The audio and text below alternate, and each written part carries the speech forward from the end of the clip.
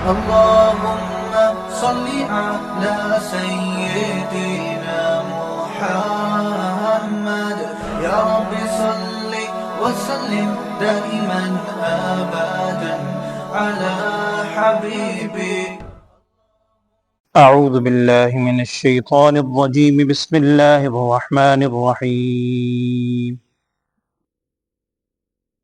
أم يقولون افترى على الله كذبا فإن يشأ الله يختم على قلبك ويمحو الله الباطل ويحق الحق بكلماته إنه عليم بذات الصدور. وهو الذي يقبل التوبة عن عباده ويعفو عن السيئات ويعلم ما تفعلون. ويستجيب الذين آمنوا وعملوا الصالحات ويزيدهم من فضله والكافرون لهم عذاب شديد.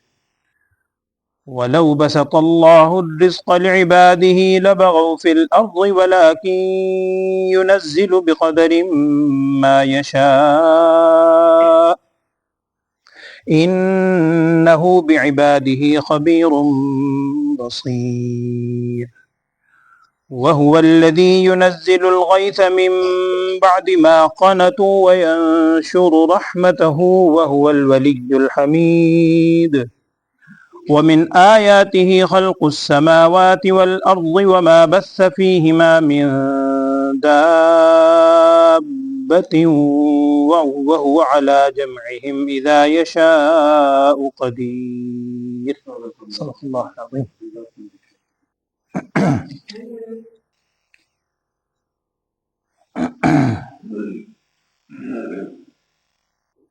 بسم اللہ الرحمن الرحیم.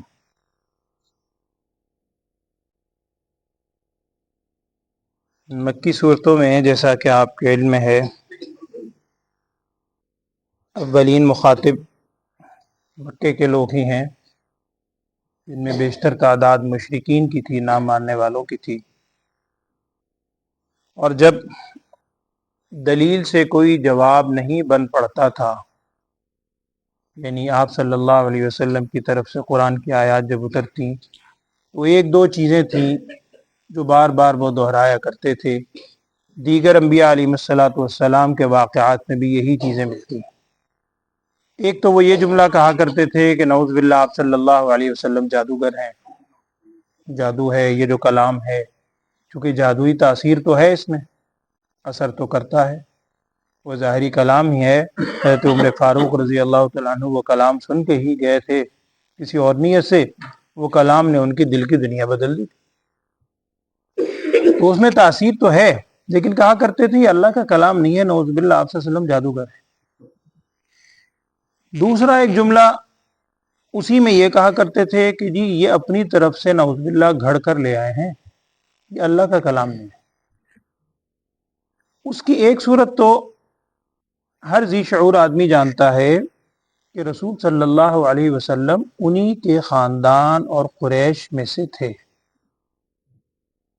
طویل عرصہ نبی صلی اللہ علیہ وسلم کی 40 سالہ زندگی بالکل شیشے کی طرح عیاں ان کے سامنے تھی، اور وہ انتہائی پاکیزہ زندگی دیکھ کر یہ سوچنے پر مجبور تھے اور کہنے پر مجبور تھے کہ یہ صادق اور امین اگر کوئی ہستی ہے تو وہ ایک ہی ہے، محمد صلی اللہ علیہ وسلم. اور سیرت میں آپ نے واقعہ سنا ہے کہ آپ صلی اللہ علیہ وسلم کی عمر مبارک 35 سال تھی، یعنی 40 سال کی عمر میں وحی کا آغاز ہوا ہے، اس سے 5 سال پہلے جب وہ حجر اسود کو رکھنے کا ایک واقعہ پیش آیا تھا، بیت اللہ کی تعمیر ہوئی تھی، وہ واقعہ میں نہیں عرض کر رہا. اس موقع پر نبی صلی اللہ علیہ وسلم کو دیکھ کر انہوں نے یہی کہا تھا یہ امین آ گئے، صادق آ گئے. سب کی زبان پر ایک ہی جملہ تھا کہ ان سے بڑا امانتدار ہے کوئی. تو جب وہ ہستی کہ جن کو تم صادق امین کہنے پر مجبور ہو، جن جیسا تم مثال دکھلا نہیں سکتے، ان کے بارے میں تم کہتے ہو کہ خود سے گھڑ کر لے آئے، نعوذ باللہ. جو کبھی جھوٹ بولنے کا یعنی تصور بھی نہیں ہے، وہ بھلا اللہ کی طرف جھوٹ منسوب کریں گے؟ یہ کیسے ممکن ہے؟ اور یہاں آج جو آپ نے آیت سنی ہے، پہلی آیت کے اندر الفاظ یہ ہیں کہ اگر اللہ چاہتا تو یختم علی قلبک، اللہ تعالیٰ آپ صلی اللہ علیہ وسلم کے سینے پر، دل پر مہر لگا دیتا۔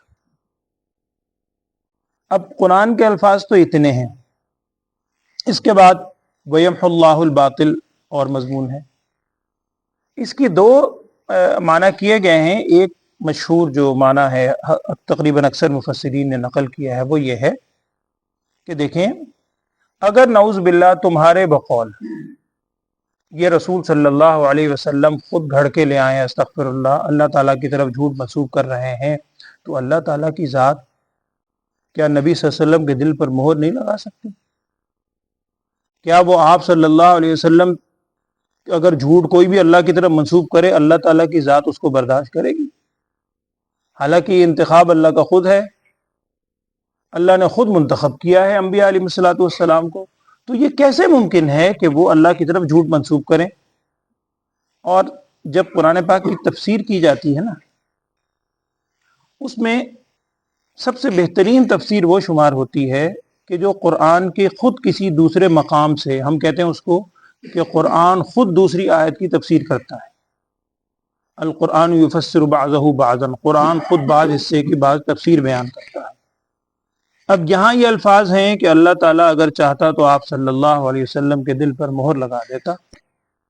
سورہ حاقہ کے اندر الفاظ ہیں، سورہ الحاقۃ ما الحاقہ، وہ بھی مکی سورت، وَلَوْ تَقَوَّلَ عَلَيْنَا بَعْضَ الْأَقَاوِيلِ،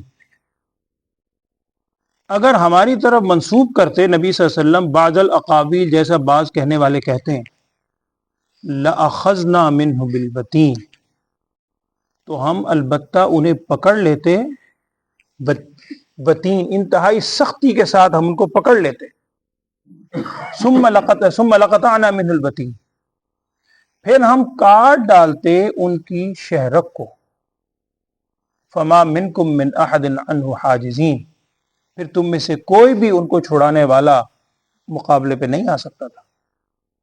کوئی بھی اگر اس قسم کی کوشش کرے، جو کہ تصور نہیں ہے لیکن وہاں یہ الفاظ ہیں، اسی لیے اس کی یہی تفسیر مفسرین نے لکھا ہے کہ زیادہ آیت کے مناسب ہے، چونکہ دوسری آیت میں اس کی وضاحت ہے کہ اگر ایسی بات ہوتی تمہارے بقول کے گھڑ کر لے آئے ہیں تو اللہ جل شانہ کی طرف سے پکڑ آتی، نعوذ باللہ، اور ہے بالکل غلط 100%۔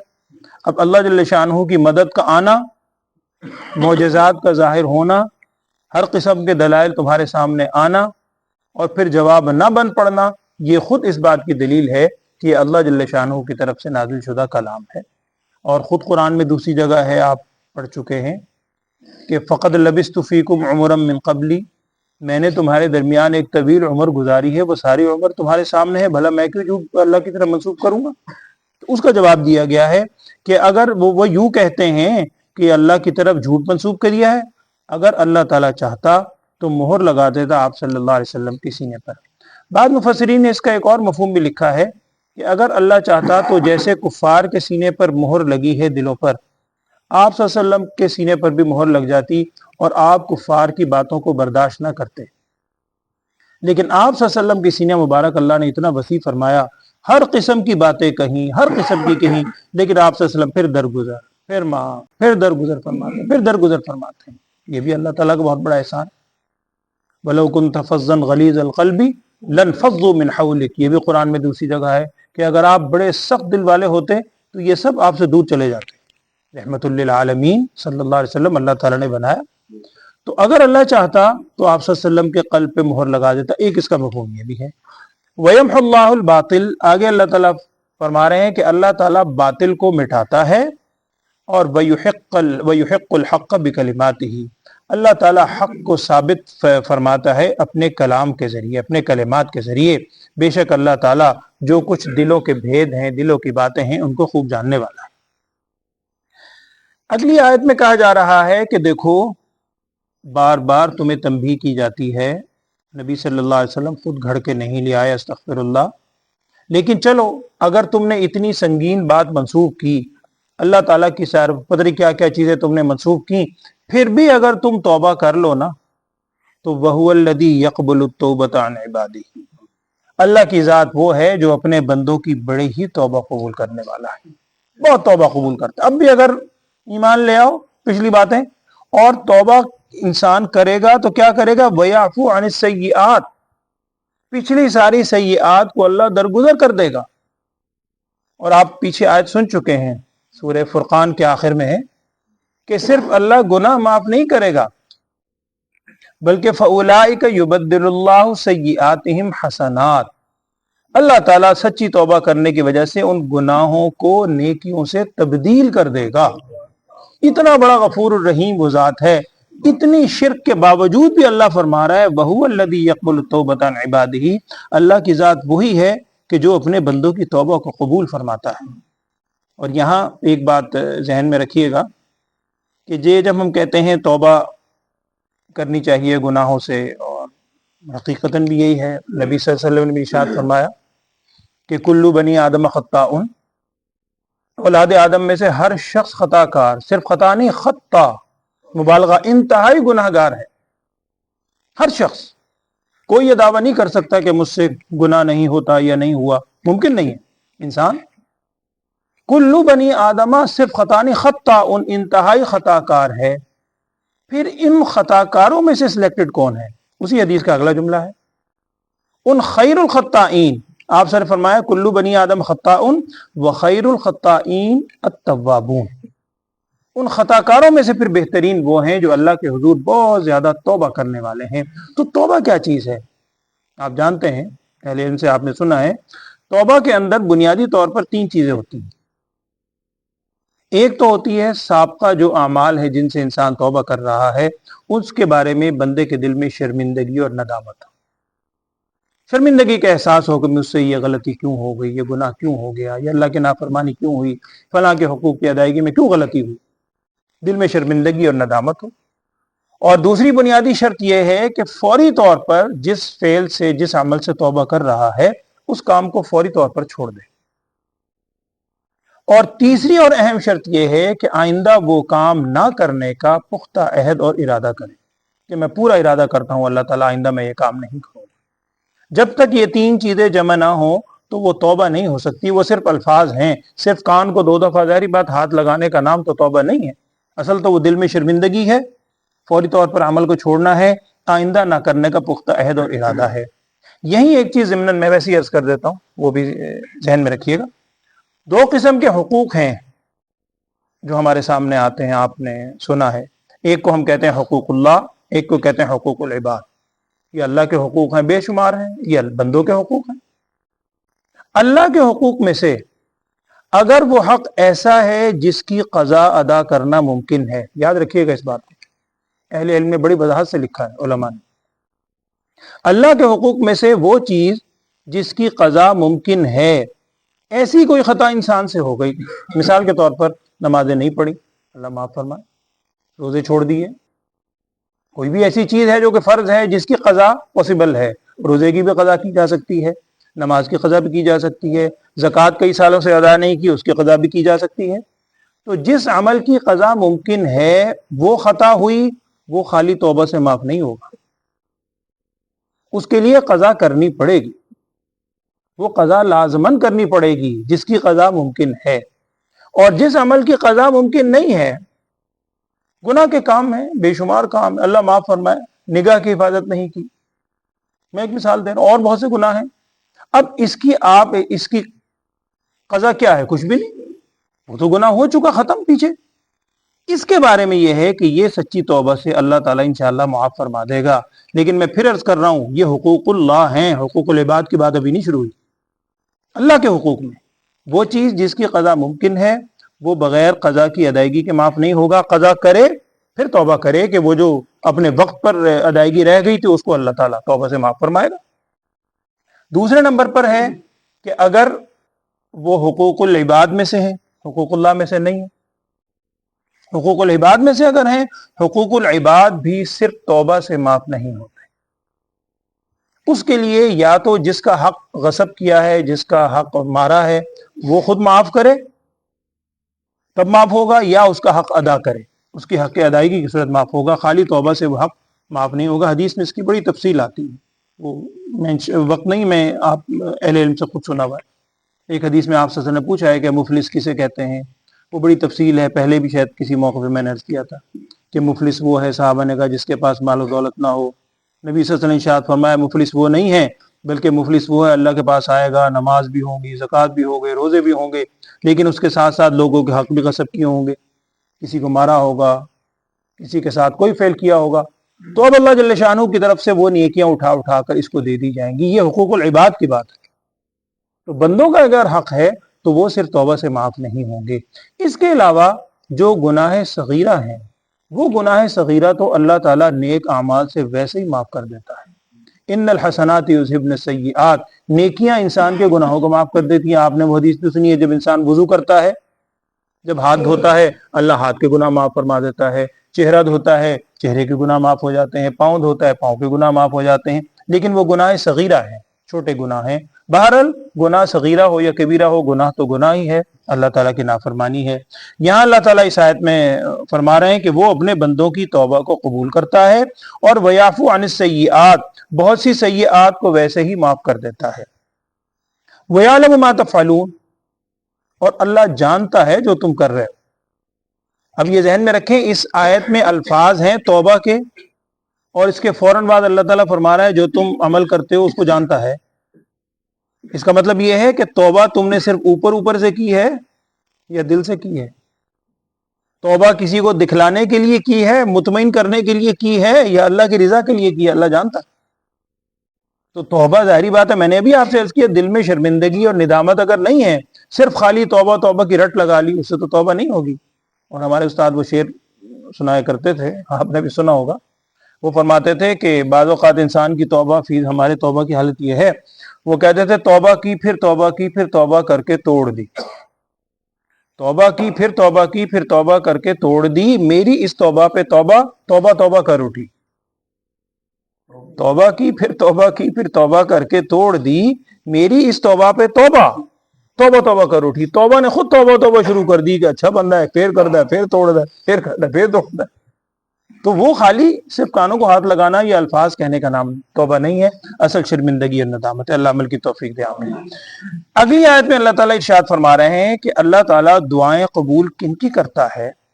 ان لوگوں کی جو ایمان لائیں اور نیک اعمال اختیار کریں، اور صرف یہ نہیں ہے، وَيَزِيدُهُم مِّن فَضْلِهِ، اللہ تعالیٰ اپنے فضل کے ساتھ ان میں بہت اضافہ بھی فرماتا ہے۔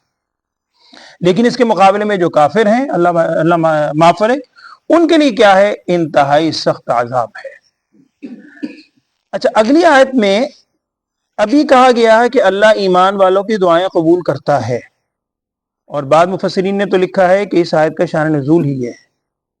اللہ تعالیٰ فرما رہا ہے کہ اللہ ایمان والوں کی دعائیں قبول کرتا ہے، ایمان والے بھی دعا کرتے تھے، اور مکی صورت ہے کہ اللہ تعالیٰ ہمیں بھی تھوڑا مالی طور پر بھی استحکام دے دے۔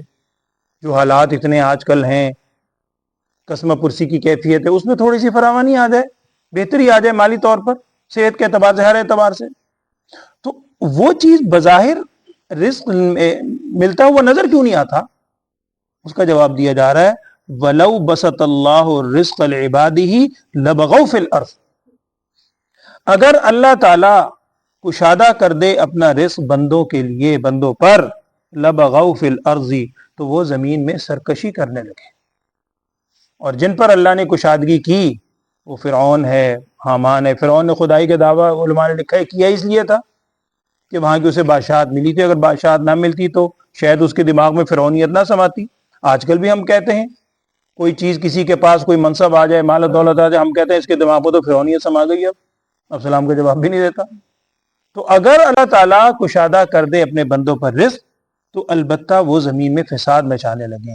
اور یہاں مفتی شفیع صاحب رحمۃ اللہ علیہ نے بھی، دیگر مفسرین نے بھی اس بات کی وضاحت کی، ایک مثال سے سمجھایا، مثال سے اس انداز میں سمجھایا ہے کہ دیکھیے، ایک کوئی ملک کا سربراہ ہے یا کسی ادارے کا سربراہ ہے، ادارے کے سربراہ نے اس پورے ادارے میں کام کرنے والوں کو سامنے لے کر کوئی ڈیسیژن کرنا ہے، کوئی فیصلہ کرنا ہے۔ ممکن ہے اس فیصلے سے وقتی طور پر کسی اکا دکا کو کچھ، یعنی اس کی طبیعت کے خلاف ہو وہ چیز، یا اس کو وہ فیصلہ پسند نہ آئے، لیکن من حیث القوم، من حیث الادارہ اگر دیکھیں تو فیصلہ بڑا اچھا کرتا ہے، بڑا انصاف پسند آدمی ہے۔ تو اس کے مجموعی فیصلے کو سارے لوگ اپریشیٹ کریں گے، واقعی اس نے اجتماعی طور پر بڑا اچھا فیصلہ. تو اللہ کی ذات رب العالمین ہے. اگر وقتی طور پر کسی کے ساتھ کچھ پلس مائنس ہوتا ہوا نظر آ رہا ہے، اسے پتا ہے کہ اگر اس کو دولت مل گئی پتہ نہیں فرعونیت آئے گی، کیا چیز آئے گی. ہم بچے کی مثال دیتے ہیں، بچہ بے شمار دفعہ ضد کرتا ہے، آپ کے پاس ہے دے سکتے ہیں، آپ نہیں دیتے کیونکہ آپ کو حکمت کا پتہ ہے. اگر میں نے بچے کو دے دیا پتہ نہیں یہ کر لے گا، یہ ہو جائے گا، یہ ہو جائے گا، اور بعد میں وہی بچہ آپ کو دعائیں دے گا کہ جی الحمدللہ اس وقت انہوں نے میرے اوپر سختی کی ورنہ آج میری بھی یہ حالت ہوتی. تو یہ انسان کی محدود سوچ ہے، اس کے اندر سوچتا ہے اگر اللہ تعالیٰ رزق کشادہ کر دیتا بندوں پر تو وہ زمین میں فساد مچاتے، سرکشی کرتے. لیکن اللہ تعالیٰ نازل فرماتا ہے ایک اندازے سے، جتنا وہ چاہتا ہے، جتنا چاہتا ہے اللہ تعالیٰ اندازے سے نازل فرما دیتا ہے. اور اللہ اپنے بندوں سے بڑا باخبر ہے اور بہت ہی دیکھنے والا ہے. آخری آیت میں یہ ہے وَهُوَ الَّذِي يُنَزِّلُ الْغَيْثَ مِن بَعْدِ مَا قَنَطُوا وَيَنشُرُ رَحْمَتَهُ. اللہ کی ذات وہ ہے کہ جو بارش اتارتی ہے، اور غیث کہتے ہیں، غیث عرس بارش کو کہتے ہیں کہ جو خشک سالی کے بعد، قحط سالی کے بعد، یعنی جب بہت زیادہ لوگ منتظر ہوں بارش کے اور ہر شخص کی تمنا ہو بارش ہو، اس وقت جو بارش برستی ہے اسے کہتے ہیں غیث. تو وَهُوَ الَّذِي، اللہ کی ذات وہ ہے جو بارش برساتی ہے اس کے بعد کہ لوگ مایوس ہو چکے ہوتے ہیں، بالکل نا امید ہو گئے ہیں کہ اب بارش سے، اب جو بارش برستی ہے ظاہری بات ہے اس بارش سے ہر شخص بڑا خوش ہوتا ہے، زمین کے اندر بھی جان پیدا ہو جاتی ہے دوبارہ سے. تو اللہ کی ذات وہ ہے کہ جو بارش برساتی ہے اس کے بعد کہ وہ مایوس ہو جاتے ہیں. وَيَنشُرُ رَحْمَتَهُ، اور اللہ تعالیٰ پھر اپنی رحمت کو پھیلا دیتا ہے، اسی سے پھر غذائیں اور ساری چیزیں. ہم اب بھی کہتے ہیں کہ جناب جان پیدا ہو گئی بندوں میں بھی، پودوں میں بھی، درختوں میں بھی، آپ ہر جگہ دیکھیں ہریالی پیدا ہو گئی، گویا دوبارہ سے جان پیدا ہو جاتی ہے. وَهُوَ الْوَلِيُّ الْحَمِيدُ، اللہ کی ذات وہ ہے جو ولی بھی ہے اور بڑی ہی تعریف کے لائق ہے، ولی ہے، کارساز ہے، دوستی کے لائق ہے. اللہ تعالیٰ کی نشانیوں میں سے ایک نشانی کیا ہے؟ خلق السماوات والارض. کئی دفعہ یہ الفاظ گزرے ہیں، آسمان و زمین کی پیدائش، یہ اللہ تعالیٰ کی نشانیوں میں سے ہیں. اگلا لفظ ہے یہ قرآن میں غالباً اسی جگہ ہے وَمَا بَثَّ فِيهِمَا مِن دَابَّةٍ، اور وہ جو اس نے ان دونوں میں پھیلا دیے ہیں جانوروں میں سے. اب یاد رکھیں آسمان و زمین کا ذکر ہے. کچھ حضرات کا تو کہنا یہ ہے آسمان و زمین کا جب ذکر ہوتا ہے تو آسمان و زمین کی درمیانی حصہ ہی مراد ہوتا ہے، اور دابہ آپ جانتے ہیں پرندے کو دابہ نہیں کہتے، دابہ کہتے ہیں زمین پر چلنے والے کو، جو زمین پر چلتا ہے اس کو دابہ کہتے ہیں. شروع میں اسے دابہ کہتے تھے، اب آج کل بعد میں پھر چوپائے کے لیے آج کل استعمال لگا جو 4 پاؤں والا جانور اس کو دابہ کہتے ہیں. تو یہاں پر لکھا ہے کہ اللہ تعالیٰ فرما رہے ہیں آسمان و زمین کی تخلیق اس کی نشانیوں میں سے ہے، اور وہ چیز جو اللہ نے ان آسمان و زمین فیہما، ان دونوں میں پھیلائے ہیں جانور. تو چلے زمین پر تو نظر آتے ہیں، آسمان میں جانور، تو اس کا کیا مفہوم؟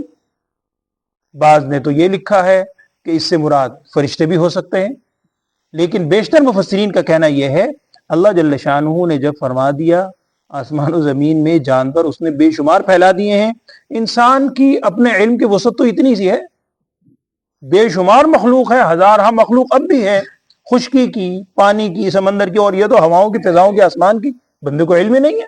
رب العالمین ہے، ممکن ہے کہ اللہ تعالیٰ نے بے شمار جانوروں کی شکلیں بھی اس صورت کے اندر آسمانوں میں بھی رکھے ہوں، جنت میں بھی اس سے ہو سکتی ہے مراد، جو بھی مراد ہو. بہرحال قرآن کے الفاظ یہ ہیں وَمَا بَثَّ فِيهِمَا مِن دَابَّةٍ، اور اللہ کی ذات وہ ہے وَهُوَ عَلَى جَمْعِهِمْ إِذَا يَشَاءُ قَدِيرٌ، اور اللہ تعالیٰ جب چاہے گا ان سب کو جمع کرنے پر قادر ہے.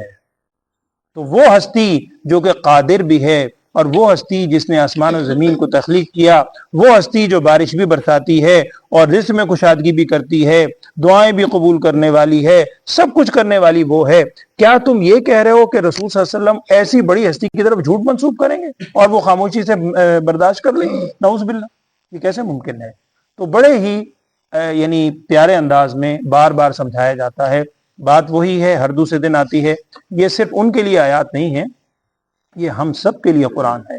ہم اگر آج یہ آیات پڑھ رہے ہیں، سن رہے ہیں، ہمیں اپنے حوالے سے سوچنا ہے کہ ہم بھی ذرا مادیت سے اپنے آپ کو نکالیں.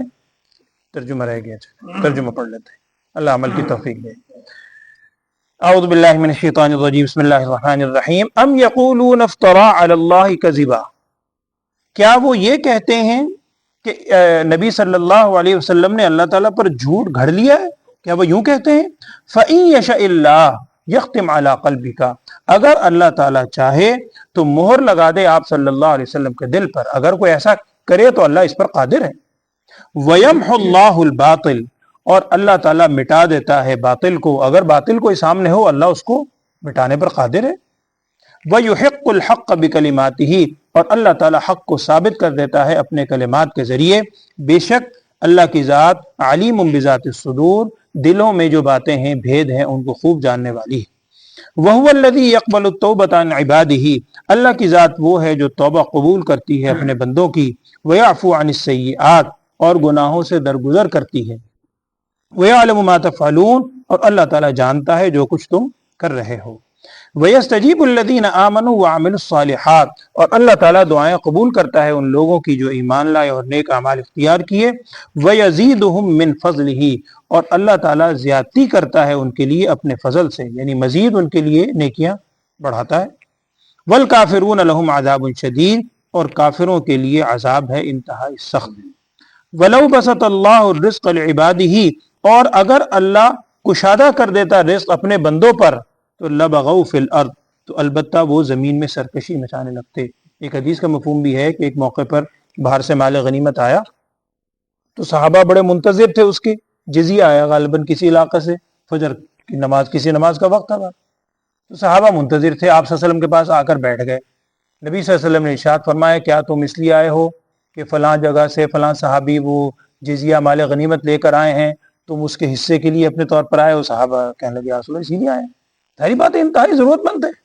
نبی صلی اللہ علیہ وسلم نے جو ارشاد فرمایا اس کا مفہوم یہ ہے، آپ سے ارشاد فرمایا میں تم پر غربت سے نہیں ڈرتا، مجھے اس کا خوف نہیں ہے کہ تم آگے چل کر خصوصاً امت میں کوئی غربت آئے گی، مجھے خوف اس چیز کا ہے کہ آگے چل کر تم پہ بھی مال کی بڑی فراوانی ہوگی، اور ایسا مال فراوانی ہوگی جیسے پچھلی امتوں پر تھی، اور خدشہ یہ ہے کہ جیسے پچھلی امتیں اس مال کی فراوانی میں آ کر اللہ کے راستے سے ہٹ گئیں اور گناہوں پر چل پڑیں، مجھے خطرہ یہ ہے کہ میری امت بھی کہیں اس مال کی فراوانی میں آ کر دوبارہ اسی ڈگر پہ نہ چل پڑے۔ تو اللہ کا بڑا کروڑا احسان ہے۔ ہم اپنے حوالے سے دیکھیں، آپ اپنے بچپن کا دیکھ لیں، اپنے والدین یا بزرگوں کا دور دیکھ لیں اور آج دیکھ لیں، اللہ نے ان کی نسبت ہزار ہا فراوانی دی ہے، بے شمار جو اس وقت آسائشیں تصور ہوتی تھی ہر گھر میں آج وہ ضرورت کے طور پر استعمال ہو رہی۔ تو اللہ کا بڑا شکر ہے۔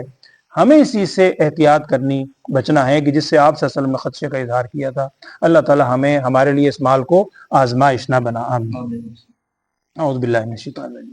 تو اللہ تعالیٰ اگر اللہ تعالیٰ چاہتا تو رزق اپنے بندوں کے لیے کشادہ کر دے، اگر نہیں ولو بسط اللہ رزق لعبادہ، یہیں سے نا، اور اگر اللہ تعالیٰ اپنے بندوں پر رزق کو کشادہ فرما دے لبغوا فی الارض، تو وہ زمین میں سرکشی کرنے لگیں گے۔ ولیکن ینزل بقدر ما یشاء، لیکن اللہ تعالیٰ اتارتا ہے ایک اندازے کے مطابق جیسا وہ چاہتا ہے، جس کو جو دینا چاہے دیتا ہے۔ فعال لما یرید، جو چاہتا ہے وہ کرتا ہے۔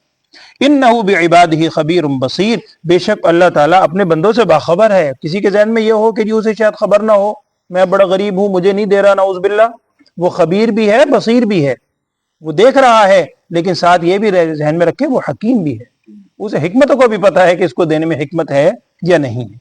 وَهُوَ الَّذِي يُنَزِّلُ الْغَيْثَ مِن بَعْدِ مَا قَنَطُوا، اور اللہ کی ذات وہ ہے جو بارش نازل فرماتی ہے اس کے بعد کہ لوگ مایوس ہو جاتے ہیں۔ وَيَنشُرُ رَحْمَتَهُ، اور اللہ اپنی رحمت کو پھیلا دیتا ہے۔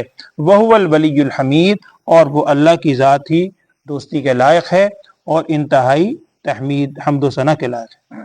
وَمِنْ آیَاتِهِ خَلْقُ السَّمَاوَاتِ وَالْأَرْضِ وَمَا بَثَّ فِيهِمَا مِن دَابَّةٍ، اور اللہ تعالیٰ کی قدرت کی نشانیوں میں سے ہیں آسمان و زمین کی تخلیق، اور وما بث، اور وہ چیز جو اس نے ان دونوں میں آسمان و زمین میں پھیلا دی، من دابۃ، جانوروں میں سے۔ وَهُوَ عَلَى جَمْعِهِمْ إِذَا يَشَاءُ قَدِيرٌ، اور اللہ تعالیٰ ان سب کو جمع کرنے پر جب وہ چاہے گا اس پہ قادر ہے، یقیناً وہ جمع کرے گا، قیامت میں تو لازم جمع ہوں گے۔ اللہ تعالیٰ عمل کی توفیق میں عطا فرمائے۔ الحمدللہ رب العالمین، اللہم صلی علی سیدنا و مولانا محمد وعلی آل سیدنا و مولانا محمد وبارک وسلم۔ اللهم ارنا الحق حقا وارزقنا اتباعه وارنا الباطل باطلا وارزقنا اجتنابه ربنا لا تزغ قلوبنا بعد إذ هديتنا وهب لنا من لدنك رحمة إنك أنت الوهاب۔ یا اللہ ہم سب کے گناہوں کو معاف فرما، ہم سب کو سچی توبہ کرنے کی توفیق عطا فرما، آئندہ زندگی ہر قسم کے گناہوں سے بچنے کی توفیق عطا فرما، اپنی رضا کے والے اعمال کرنے کی یا اللہ ہم سب کو توفیق عطا فرما۔ ہر خطے میں جہاں جہاں یا اللہ مسلمان مظلوم ہے تو جانتا ہے، تمام مسلمانوں کی غیب سے مدد فرما، ہم سب کو بھی ان کے بارے میں متحد ہونے کی، کفر کے خلاف متحد ہونے کی توفیق عطا فرما۔ وصلی اللہ تعالی علی خیر خلقہ سیدنا و مولانا محمد وعلی آلہ و اصحابہ۔